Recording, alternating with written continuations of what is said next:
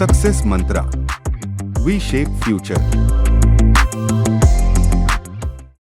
Hello everyone, welcome you all in today's the Hindu news analysis. कल के the Hindu news analysis में कुछ distortion आया था। आई कंप्लीटली अंडरस्टैंड, और बच्चों के मैसेज आए थे अपार्ट फ्रॉम कमेंट। तो कुछ ऐसे टॉपिक्स हैं जैसे आंध्र प्रदेश वाला जो पार्ट है वो I will cover it as soon as possible. आज टॉपिक्स कुछ ज़्यादा है कि आज मैंने उसको कवर नहीं किया, but it is my promise कि in the upcoming sessions I will cover it, right. और दो बातें और इम्पॉर्टेंट, सुप्रीम कोर्ट के जितने भी इंपॉर्टेंट जजमेंट है उसका पार्ट 1 आपको अपलोड हो चुका है, उसको देख लेना। और कल का सेशन जो है वो लाइव होगा 5 से 6। तो आना, कमेंट सेक्शन में थोड़ी बहुत बातें भी हो जाएंगी, जैसे भी बात हो नहीं पाती है हो जाएगा, कुछ डाउट हो, कुछ एक्स्ट्रा कुछ हो तो वो बताना, that we will cover, right. चलिए शुरू करते हैं, ठीक है। तो सबसे पहला है, vice president says court can not dilute parliament sovereignty. बड़ी इंपॉर्टेंट सी बात है, इसलिए लोग कहते हैं कि उम्र के साथ रिटायरमेंट कर देनी चाहिए।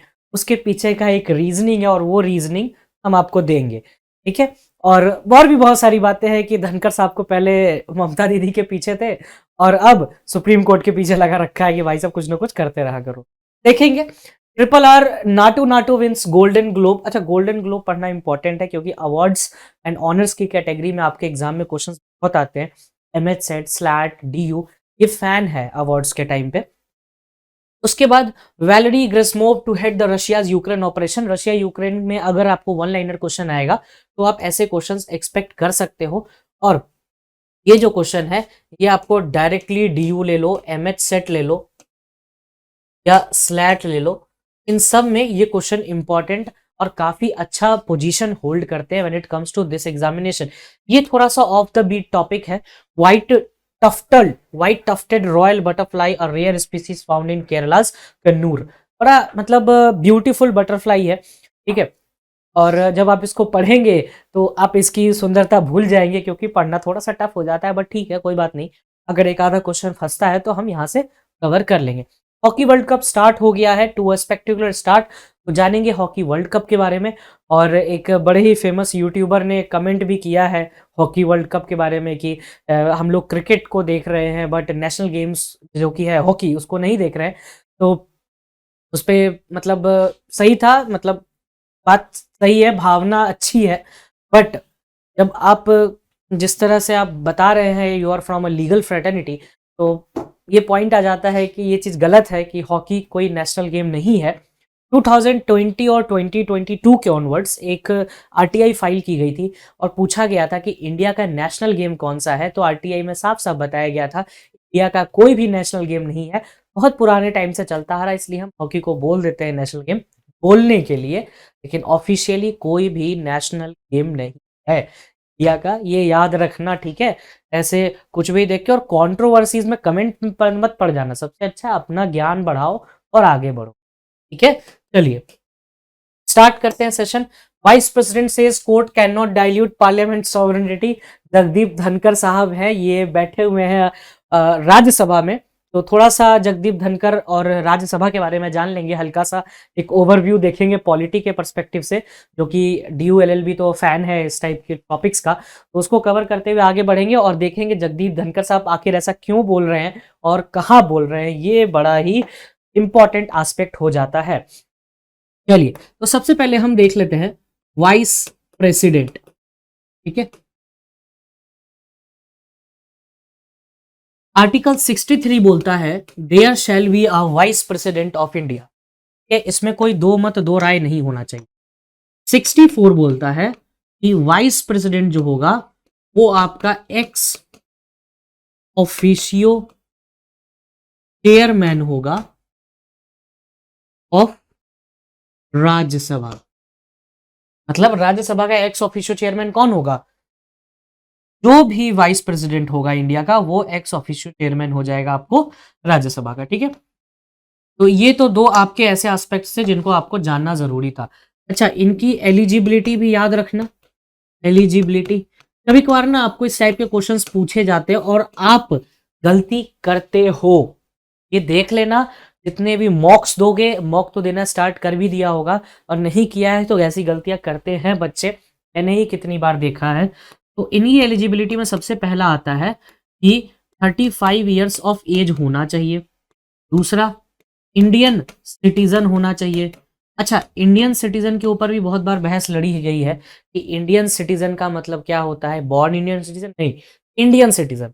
5 तरह से सिटीजनशिप मिलती है, नेचुरलाइजेशन एंड बहुत सारे उसके एस्पेक्ट्स है, नेचुरलाइजेशन है, फिर डिसेंट है, बाय बर्थ है। तो 5 तरह की जो सिटीजनशिप है, पार्ट 2 ऑफ इंडियन कॉन्स्टिट्यूशन में आर्टिकल 5 to 11 आपने पढ़ा होगा। तो और नहीं पढ़ा होगा तो भाई साहब क्वेश्चन है, क्यों नहीं पढ़ा है अभी तक, क्योंकि ये सब चीजें हो जाती है। अब तो एग्जाम आने वाला है 2-3 महीनों में, तो गेम खेलना बंद करो और एग्जाम की तैयारी करो। थर्ड इसमें होता है एलिजिबिलिटी की बात करें कि he must be eligible for the member of Rajya Sabha. Rajya Sabha का मेंबर होना जरूरी नहीं है, बट एलिजिबल होना जरूरी है। और राज्यसभा का मेंबर एलिजिबल होने के लिए एज कितनी होती है, 30 ईयर्स। यहीं पे तुम गलती करते हो और वाइस प्रेसिडेंट की भी एज बना लेते हो 30, लेकिन वाइस प्रेसिडेंट के बारे में स्पेशली लिखा गया है 35 ईयर्स ऑफ एज होना चाहिए, इंडियन सिटीजन होना चाहिए और राज्यसभा का मेंबर होने के कैपेबल होना चाहिए। और ये सब चीजें हैं। अच्छा, इतना जान लो अभी तक के लिए सफिशिएंट है। बाकी पॉलिटी जब पढ़ते हो तो उसमें पूरा डिटेल ही हो जाता है, 63 ऑनवर्ड्स पढ़ना पड़ता है वाइस प्रेसिडेंट के बारे में। चलिए, तो अभी जगदीप धनखड़ साहब ने क्या कहा, जगदीप धनखड़ साहब ने कहा कि पार्लियामेंट जो काम कर रहा है, पार्लियामेंट बेसिकली इन्होंने ये पर्सपेक्टिव में बोला था पार्लियामेंट के काम करने के बारे में कि पार्लियामेंट ना एनजैक को लाना चाह रहा है, नेशनल जुडिशियल अपॉइंटमेंट कमीशन, ठीक है, इसको सुप्रीम कोर्ट ने काट दिया था भाई SCRA। देखेंगे क्या होता है एनजैक, टेंशन नहीं लेना है।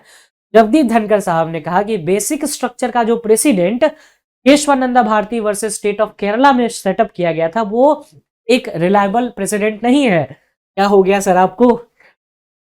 ये लीगल फ्रेटर्निटी के ऊपर बहुत बड़ा क्वेश्चन है और बहुत सारी बातें कही गई कि भाई ऐसा नहीं होता है, पार्लियामेंट सॉवरेनिटी के खिलाफ जा रहे हो, अपने मनाजा जो करते हो, ऐसा नहीं है sir. Basic structure doctrine means something, ठीक है। तो अपन उसको कवर करेंगे। देखते हैं पहले न्यूज क्या है। Vice president and Rajya Sabha chairman, बताया था एक्स ऑफिशियो चेयरमैन होते हैं श्री जगदीप धनखड़ जी, विल एड्रेस द इनॉग्रल। अच्छा, ये थोड़ा पास्ट का टेक्स्ट उठाया है मैंने, तो ये चीज देख लो कि इन्होंने जो ये जगह थी जहां ये बता रहे थे ये सब चीजें, वो इनॉग्रल सेशन था ऑल इंडिया प्रिसाइडिंग ऑफिसर्स का। All India presiding officers AIPO का इनॉग्रल सेशन चल रहा था 83rd जयपुर में। और ये जयपुर में ना 4th टाइम हो रहा था ये इनॉग्रल सेशन। देखेंगे आगे सब कुछ लिखा हुआ है। All India presiding officers conference is the apex body of legislature in India that completed it's 100 year in 2021। अब प्राइम मिनिस्टर श्री नरेंद्र मोदी ने वो जो 100th इसका ये हुआ था, उसको उन्होंने शिमला में बनाया था 2021 में। और बहरहाल पहला जो हुआ था all India presiding officers conference, वो भी शिमला में हुआ था 1921 में। ये दोनों इंफॉर्मेशन है ना कमाल की, और याद रखने वाली है, वेन्यू पता चल गया। अच्छा, this is the 4th time बताया था अभी कि ये 4th टाइम जयपुर में हो रहा है। चलिए नेक्स्ट देखते हैं हमारे लिए क्या है इसमें। द अपकमिंग 83rd सेशन, इसका बेसिकली G20 पर बहस होगी, क्योंकि देखो इंडिया जो है अभी G20 की प्रेसिडेंसी को चेयर कर रहा है। 2023 में बाली से इंडिया को मिली थी G20 प्रेसिडेंसी, तो उस पे ही काम है। वासुदेव कुटुंबकम, है ना, अतिथि देवो भव से बहुत सारे मतलब है। और digital parliament, they need to maintain a harmonious between the legislature and judiciary, the spirit of ने बोल दिया। एनजेक एक्ट के बारे में बोला, क्या बोला देखते हैं। Mister Dhankhar again bot up the striking, again मतलब पहले कभी न कभी बोला है। मैंने बताया था ना, पहले ये ममता दीदी के पीछे छोड़ रखा था और अब ये जुडिशरी के पीछे। देखते हैं क्या है। Mister Dhankhar again bot up the striking down of the NJAC as a case of judicial overreach. उन्होंने कहा है एनजेक को काटना मतलब जुडिशियल ओवर रीच। अच्छा देखो, दो तरह का टर्म होता है, एक होता है जुडिशियल एक्टिविज्म और एक होता है judicial over reach. Judicial activism क्या होता है, जब जुडिशरी एक्टिवली पार्टिसिपेट करने लग जाता है, सोशल कॉन्फ्लिक्ट्स अगर कुछ होते हैं या कुछ ऐसे प्रॉब्लम्स होते हैं, सुमो मोटो एक्शन लेता है, तो हम जुडिशियल एक्टिविज्म कहते हैं। लेकिन जब ये निगेटिव एस्पेक्ट हो जाता है तो हम कहते हैं जुडिशियल ओवर। छोटा सा कॉन्सेप्ट है, दोनों में ही जुडिशरी खुद से काम करता है, एक पॉजिटिव एक नेगेटिव एस्पेक्ट हो जाता है, ठीक है। उन्होंने कहा कि 1973 में केशवानंदा भारती केस, अच्छा केशवानंदा भारती केस को क्यों इतनी ज्यादा तवज्जो दी जाती है, इस केस का पूरा नाम है Sripadagalvaru versus Sripadagalvaru Shri Kesavananda Bharati versus state of Kerala या शिरूर मठ केस, से ये बिलोंग करते थे बेसिकली, और लैंड डिस्प्यूट का केस था जिसमें बेसिक स्ट्रक्चर की बात आई 1973, 23 अप्रैल का शायद ये डेट सेटअप किया गया था। Strike down constitutional amendment that violated what is called basic structure, ऐसे कॉन्स्टिट्यूशनल अमेंडमेंट जो बेसिक स्ट्रक्चर को वायलेट करते हैं उसको स्ट्राइक डाउन कर दिया जाएगा। इसी पे धनखड़ साहब ने बोला कि भाई साहब ये तो आप judicial over reach of parliamentary sovereignty के खिलाफ बोल रहे हैं। तो ऐसा नहीं है जगदीप धनखड़ साहब, क्योंकि केशवानंदा भारती केस अपने आप में बहुत बड़ा प्रेसिडेंट है और सुप्रीम कोर्ट के अभी तक की सबसे बड़ी बेंच ने, यानी 13 जजों की बेंच ने फैसला सुनाया था, और ये यूनानिमस नहीं था, 7/6 का जजमेंट था। जजमेंट में 7 और 6 इस तरह का जजमेंट आया था। 7 और 6 कितने होते हैं? 13। 13 जज इसमें बैठे थे। इस फौजदारी अदालत बैठी थी एकदम पूरी बड़ी सी, और उसमें 7 लोगों ने फेवर किया था, 6 लोगों ने नहीं किया था, और सब ने अपने अपने जजमेंट्स लिखे थे। ये बहुत बड़ी इंटरेस्टिंग बात है, और बहुत लंबी जजमेंट है, 5-6 हजार पेज से ऊपर ही होगी, 1000 पेज से तो ऊपर ही होगी। तो कोई नहीं रोक रहा, 200-200 300 पेज का जजमेंट लिखा गया है। तो अगर 13 जज होंगे, देख लेना 2600 3000 तो वैसे ही हो जाएगा। अभी तक की सबसे बड़ी जजमेंट थी। तो इस पूरे एस्पेक्ट को आपने समझा, वेन्यू समझ लिया। अब हम समझेंगे एनजेक क्या होता है, आखिर एनजेक आया कहां से, क्या है फर्स्ट जजेस केस, क्या है सेकंड जजेस केस, क्या है थर्ड जजेस केस, और क्या है एनजेक का अमेंडमेंट जो कि है 99th कॉन्स्टिट्यूशनल अमेंडमेंट एक्ट। ठीक है, Kesavananda Bharati case v state of Kerala also known as the Kesavananda Bharati judgment, ये लैंडमार्क था बेसिक स्ट्रक्चर में। इस केस में एक डॉक्ट्रिन आया था जिसे हम कहते हैं डॉक्ट्रिन ऑफ बेसिक स्ट्रक्चर, और सुप्रीम कोर्ट ने कहा कि we will not define what exactly the basic structure is, और ये टाइम टू टाइम कोर्ट बताया करेगी, और ऐसा हुआ है। टाइम टू टाइम कोर्ट ने बताया भी है। बुमना राव हो गया, या फिर बहुत सारे जजमेंट्स आए, उसके बाद इंदिरा जयसिंह आया, तो उसमें जजमेंट्स में बताया गया कि हाँ ये बेसिक स्ट्रक्चर का पार्ट है। अब इस केस में सुप्रीम कोर्ट ने कुछ लिस्टिंग कर दी, जैसे secular character, sovereign secular democratic republic, fundamental rights, these are the basic right. आप इनको अमेंड तो कर सकते हो। इसमें केस में एक बड़ी इंटरेस्टिंग बात आई थी कि प्रियम्बल के बारे में बात हो रहा था। अब जब आप कॉन्स्टिट्यूशन पढ़ते हो तो आप प्रियम्बल जरूर पढ़ते हो, बिना प्रियम्बल के अगर आप कॉन्स्टिट्यूशन पढ़ रहे हो तो आप गलत जगह पढ़ रहे हो, क्योंकि प्रियम्बल जो है वो स्पिरिट ऑफ कॉन्स्टिट्यूशन है, ये आपको कॉन्स्टिट्यूशन सिखाता है। ये प्रीफेस है, बिना कंटेंट के बुक नहीं पढ़ी जाती, वैसे ही बिना प्रियम्बल के भी कॉन्स्टिट्यूशन नहीं पढ़ा जाता।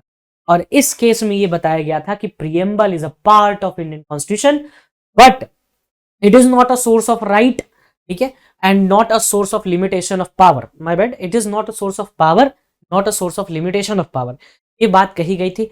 और री बेरूबरी, इससे पहले केस आया था री बेरूबरी यूनियन केस, जिसमें बताया गया था कि preamble is not a part of Indian constitution. अभी तक में आप लोग कंफ्यूज हो चुके होंगे।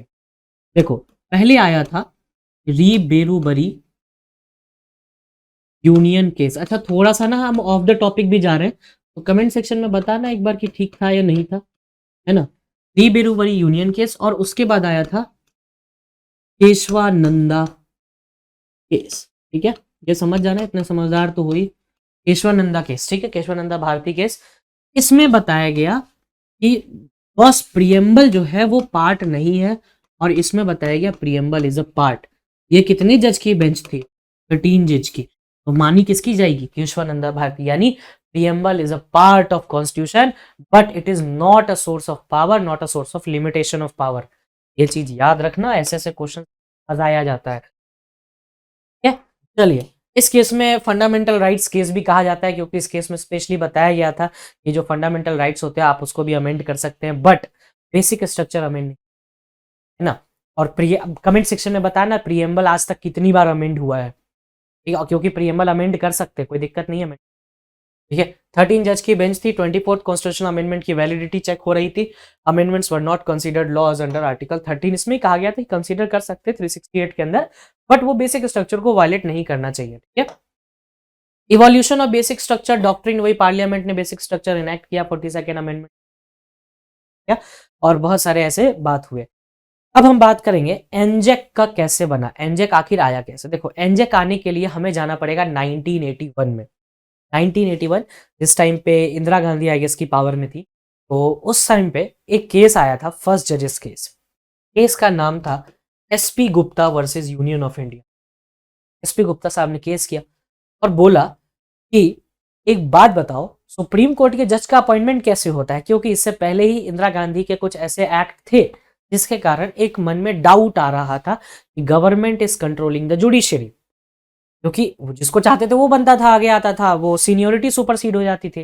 जबकि कॉन्स्टिट्यूशन में लिखा गया था सीनियर मोस्ट जज जो होंगे वो सुप्रीम कोर्ट के जज बनेंगे, चीफ जस्टिस बनेंगे। और सीनियर मोस्ट का मतलब एज से मतलब नहीं होता, एक्सपीरियंस से मैटर करता है ना, because age is just a number. ठीक है, the supreme court held that consultation does not mean concurrence. देखो, कॉन्स्टिट्यूशन में कहा गया कि आप ना कंसल्ट कर लोगे, प्रेसिडेंट जो है वो कंसल्ट कर लेगा अपना, वो कोई दिक्कत नहीं है, लेकिन जो चीफ जस्टिस ऑफ इंडिया बताएगा वो कंकरेंस नहीं है, जरूरी नहीं है कि हम माने ही, वो कंसल्टेशन है।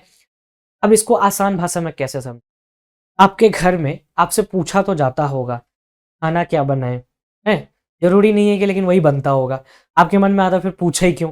वही चीज यहां पर आता है कि कंसल्ट किया जाएगा, कंकरेंस नहीं किया जाएगा। फर्स्ट जजेस केस में ये बात कहेगी और सुप्रीम कोर्ट अपने ही अगेंस्ट चला।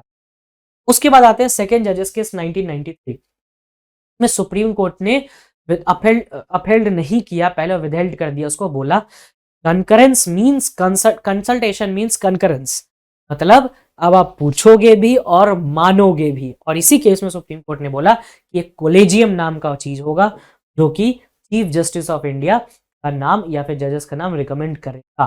कोलेजियम सिस्टम किस केस से आया अगर पूछा जाएगा तो सेकेंड जजेस केस से आया था आपको कोलेजियम। कोलेजियम किससे आया था? सेकेंड जजेस केस, आसान है। अच्छा, जब ये केस आ गया तो प्रेसिडेंट ने पूछा, अच्छा ये बताओ भाई साहब, कोलेजियम बता तो दिए, ये बताओ होता क्या है? सुप्रीम कोर्ट ने कहा बताते हैं। इसे हम इसीलिए थर्ड जजेस को री प्रेसिडेंशियल रेफरेंस केस भी बोलते हैं, या प्रेसिडेंशियल रेफरेंस बोल दो, री का मतलब होता है रेफरेंस। बेरूबरी यूनियन में भी मैंने सबसे पहले री बेरूबरी लिखा था क्योंकि वो प्रेसिडेंशियल रेफरेंस केस। ठीक है, थर्ड जजेस केस में क्या हुआ, इन्होंने कहा कि कॉलेजियम जो है वो 5 मेंबर बॉडी होगी जिसमें एक सीजीआई होंगे और 4 अदर सीनियर जो होंगे वो आएंगे अपना चीफ जस्टिस में। क्या मतलब, बोल देंगे कि हम इसे बनाना है, तुम्हारा काम होगा, तुम अपॉइंट करो। President in consultation with the chief justice of India is the right answer for the appointment of India. ये तो बात हो गई कॉलेजियम की, लेकिन गवर्नमेंट शांत कहाँ बैठने वाली है, इसमें तो गवर्नमेंट को ही निकाल दिया। ये तो हो गया जजेस आर अपॉइंटिंग जजेस टाइप का थिंग। तो गवर्नमेंट ने क्या किया, 124 ए बी सी आर्टिकल लेके आया और एनजेक इंट्रोड्यूस कर दिया बाई 99th अमेंडमेंट। अब इस अमेंडमेंट को 2014 में ये अमेंडमेंट आया और 2015 में सुप्रीम कोर्ट ने काट दिया इसको और कहा कि ये गलत है। बट उससे पहले जानते हैं एनजेक में कितने लोग होते हैं। एनजेक में इन्होंने कहा कि 6 लोग होंगे। चीफ जस्टिस जो होगा इसका एक्स ऑफिशियो चेयरमैन होगा, 2 सीनियर मोस्ट जज होंगे, 1 लॉ मिनिस्टर होगा। कितने हो गए? 2, 3 और 4 लोग। ठीक है, और 2 जो होंगे उन्होंने कहा कि एमिनेंट जूरिस्ट होंगे। एमिनेंट जूरिस्ट या सिविल सोसाइटी से लोग आएंगे। ये कौन कौन से हो सकते हैं ये बताया। 2015 में सुप्रीम कोर्ट के केस में supreme court advocates on record association का केस आया और इस केस में काट दिया गया एनजेक को। कहा गया है कि ये जो आपने ये जो नया चीज लेके आए हो ये गलत है, हम इसे एक्सेप्ट नहीं करेंगे। इसी पे धनखड़ साहब ने कहा कि भाई तुम तो हमारी सोवरेनिटी पे ही अटैक करते हो, है ना। और अच्छा, ये इसलिए और काटा था क्योंकि ये बेसिक स्ट्रक्चर का भी पार्ट आता है और वो है जुडिशियरी या फिर कह लो जस्टिस। जब प्रियम्बल पढ़ोगे सबसे पहला वर्ड लिखा रहता है to ensure justice, liberty, equality and promote fraternity, है ना। तो बेसिक स्ट्रक्चर में तो आ ही गया और 2015 में इस चीज को काट दिया गया बाई SCORA केस से। और ये जो जजमेंट था ये आपको 4:1 का जजमेंट था। डिसेंट करने वाले थे चिलामेश्वर ने कहा था, जस्टिस चिलामेश्वर साहब थे, उन्होंने कहा कि सब कुछ ठीक है, बस ये बताओ ये 2 एमिनेंट जूरिस्ट होंगे कौन, ये डिसाइड कौन करेगा। बस वो इस चीज पे थोड़ा सा डाइसी थे, बाकी उनके हिसाब से सही था। चलिए, तो इसमें हमने बहुत अच्छे से जाना। आई डोंट थिंक कि ये आई गेस कि 10-20 मिनट का एक्सप्लेनेशन था एक पर्टिकुलर टॉपिक पे, बताना कैसा लगा। अच्छा, अब आते हैं triple R's Naatu Naatu wins golden Globe. ये है भाई ग्लोब के विनर। अब गोल्डन ग्लोब अवार्ड्स जो होता है ये हॉलीवुड फॉरेन प्रेस एसोसिएशन देती है। 1944 स्टार्ट हुआ था, फर्स्ट अवार्ड दिया गया था 20 जनवरी को। तो ये ना पूरा साइकिल चलाते हैं 1 जनवरी से 31 दिसंबर के बीच में। और 80th edition 2023 of golden globe show hosted by Jerrod Carmichael airs live on NBC and Peacock. और ये कैटेगरी है विनर्स के, एक बार देख लेना, इसमें बताने लायक कुछ नहीं है। नाटू नाटू इंडिया का है तो बेस्ट ओरिजिनल सॉन्ग में मोस्ट अवार्ड मिला, तो बाकी हटने वाला है तो ठीक है। अच्छा, अब ये आते हैं बटरफ्लाई के बारे में थोड़ा सा देखते हैं। Researchers VC Balakrishnan, the butterfly is protected under schedule 2 of wild life act. ठीक है, याद रखना ये स्पीसीज इससे पहले अगस्त्यो कोडम 2017 में मिला था और सेंदी वाइल्ड लाइफ सेंचुरी में भी देखा गया। और इसके फ्लाई के बारे में है कि 32 से 40 mm का होता है। It's larvae feed on Scurrula parasitica, a plant belonging to the Loranthaceae family से ये बिलोंग करता है, देख लेना। अच्छा, ये भाई साहब जो हैं वो रशिया यूक्रेन ऑपरेशन के अभी नए हेड बने हैं, वो हैं वैलेरी गेरासिमोव। का नाम याद रखना कि यूएनएमओजीआईपी के हेड बने थे, मैं बाकी कुछ नाम याद। चलिए नेक्स्ट आते हैं hockey World Cup off to the spectacular start. ये है हमारे नवीन पटनायक जी, उड़ीसा में हो रहा है। और ये कौन है? ये है ऑलिव टर्टल, स्माइली ऑलिव। ठीक है, और 2017 या 16 में आई की इसको परमानेंट कर दिया गया था कि यही बनेगा इवेंट। देख लेते हैं 2023 मेंस हॉकी वर्ल्ड कप कहाँ हो रहा है भाई साहब। उड़ीसा में हो रहा है और इसी पे कमेंट कर दिया गया था, ट्विटर पे एक्चुअली किया गया था कि हॉकी जो है हमारा नेशनल गेम है, ऐसा बिल्कुल भी नहीं है, मत इस चीज में मत पड़ना। हॉकी ने है, आरटीआई फाइल किया जा चुका है, क्रॉस चेक कर सकते हो, अवेलेबल है through out the internet RTI की कॉपी। ठीक है, कहीं से भी जाके खोजोगे हॉकी का एक नेशनल गेम आरटीआई कॉपी, ऐसा गूगल करना मिल जाएगा। उसका सदुपयोग थोड़ा बहुत कर लेना चाहिए। ठीक है, और ये भुवनेश्वर में कलिंगा स्टेडियम में होगा। और उसके बाद Birsa Munda international hockey stadium Rourkela 13 से 29 जनवरी। अच्छा, 2026 का कहाँ होगा? बेल्जियम नेदरलैंड्स में। और the trophy smiling Olly the mascot भी है इसका, तो याद रखना। नाउ अब धीरे धीरे जैसे जैसे डेवलप करेगा, कौन फर्स्ट आया कौन सेकंड आया, हॉकी एसोसिएशन इनके बारे में भी पढ़ लेंगे। Now what not to be missed में हमारे पास reducing preterm birth and stillbirth, ये उस पे है, सेंसस के कारण ऐसे टॉपिक्स आ रहे हैं, total fertility rate, mortality rate, इन बारे में है तो पढ़ना। Why is the land sinking in Joshimath, ये करवा चुके हैं, एक बार टॉपिक हो चुका है तो उसको देख लेना। और ये भी पढ़ोगे तो वही सेम कंटेंट ही मिलेगा, ज़्यादा डिफरेंस ना। फर्स्ट क्वेश्चन, आज हमारे पास क्वेश्चन ज़्यादा हैं तो ट्राई करना आंसर करने की। और यार तुम लोग आंसर बताते नहीं हो, दया करो, पता चलता है यार एक ही गलत होगा, गलत करोगे तभी आगे कुछ हो पाएगा, है ना। Which of the following is not a part of Narendra Modi's 5F formula of the textile industry? Constitutional court of which country pronounced against the electronic voting machine? ये इंडिया नहीं है तो हम लोग स्टार्ट ही कर रहे हैं। Which country is the first to legalize the same sex marriage? Which state and government has opted to use the term central government? ये साउथ का स्टेट है, बता। Which tennis star now become a new team owner in the world first all electric race boat championship? What accord has called of the transfer to Chandigarh to Punjab? ये आपके prime minister के नाम पे। Seventh है for what purpose the Sheela Bhide committee has been appointed, इसका नहीं पता होगा, आई थिंक सो। इसका आंसर डी है, to bifurcate certain properties between Andhra Pradesh and Telangana चल रहा है, इसी पे ये कमिटी है, शीला भिड़े का बनाया गया है। इतना ही आज के लिए, बताना कैसा लगा session, and if any doubt just में कमेंट सेक्शन, टेलीग्राम कर लो, व्हाट्सएप कर लो, कॉल कर लो। Thank you.